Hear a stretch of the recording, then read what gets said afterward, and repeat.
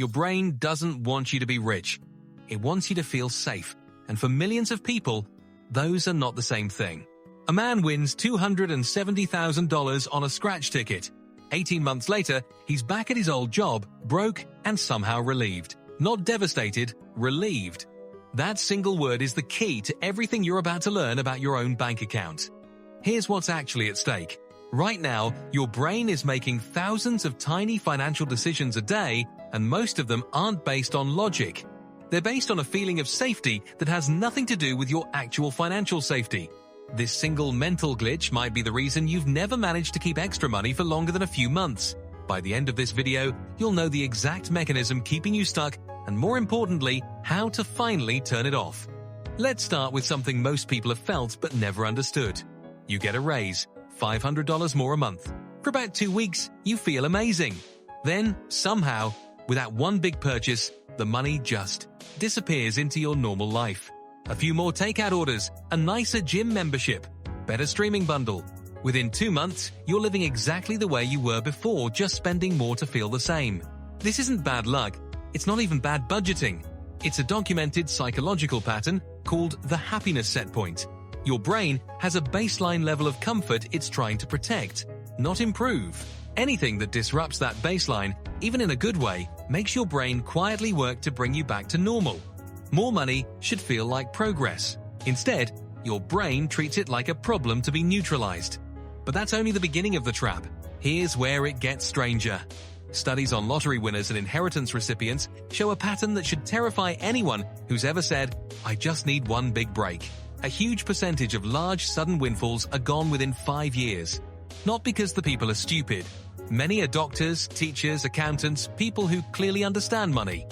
The money disappears because their identity never updated. Their brain still says, "I am someone who struggles financially," and the bank account obeys that belief faster than any budget app could. Think about that for a second. Your bank balance isn't just a number. It's a mirror reflecting what your brain believes you deserve to have. And if that belief was formed when you were 7 years old, watching your parents argue about a bill at the kitchen table, that belief is still running the show today, 30 years later, every time you make a purchase. This is where the rich versus middle-class contrast becomes impossible to ignore. Picture two people, both just received an unexpected $3,000. The first person, let's call her someone who grew up financially anxious, immediately feels an urge to spend it. Not because she wants new things, because holding that money feels uncomfortable. It feels foreign, like wearing someone else's coat. Spending it fast on a vacation, a new phone, paying off a small debt aggressively even when it's not the smartest move, that spending isn't recklessness, it's relief. The discomfort of having extra money disappears the moment the money does. The second person, raised around financial stability, feels something completely different holding that same $3,000. Calm, mild curiosity. What should this become next? Not panic, not urgency, just decision-making. Same amount of money. Two completely different nervous systems. This is the part nobody tells you. Wealthy households don't necessarily have better financial discipline. They have a different relationship with uncertainty. Money sitting undecided doesn't trigger their stress response. For someone raised in scarcity, money just sitting there, unspent, can feel like a ticking clock. Like something bad is about to happen if it isn't used immediately. So your brain isn't broken. It's doing exactly what it was trained to do. Now here's the part that connects everything together, and it's the part most people never discover, because it's hiding behind a completely different emotion than the one you'd expect. It's not greed that keeps people poor, it's relief. Every time you talk yourself into an unnecessary purchase, a part of you isn't thinking about the item, it's resolving tension. Extra money in your account, sitting there unspent, creates a low hum of anxiety in a scarcity-trained brain. Spending it turns that hum off instantly.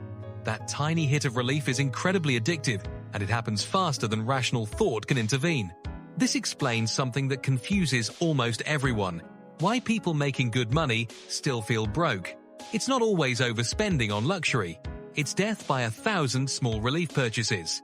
The $4 coffee that you deserve, the $40 impulse buy that isn't a big deal. None of these decisions are about the item. They're about turning off the discomfort of having money just sitting there, unclaimed, undecided, foreign, Here's a contrast that makes this painfully clear. A worker earning $45,000 a year who was raised with calm, stable money conversations can build 6 months of savings within 2 years, not because they earn more, but because surplus money doesn't trigger panic in them.